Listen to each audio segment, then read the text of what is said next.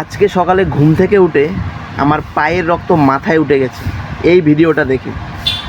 আমি ভাবতে পারছি না আমাদের ভারতবর্ষেরও কোনো মানুষ আমাদের প্রধানমন্ত্রীকে নিয়ে এইরকম করে কথা বলতে পারে। দেখুন একবার ভিডিওটা। আমাদের দেশের প্রধানমন্ত্রীকে নিয়ে এইরকম মন্তব্য করার সাহস কোথা থেকে পেল? আরও কি কি বলছে দেখুন একবার। নোংরামির একটা শেষ আছে। আর যেটাই হোক, এরা কখনো ছাত্র হতে পারে না, কারণ কখনোই একটা ছাত্র আমাদের দেশের এরকম করে বলতে পারে না।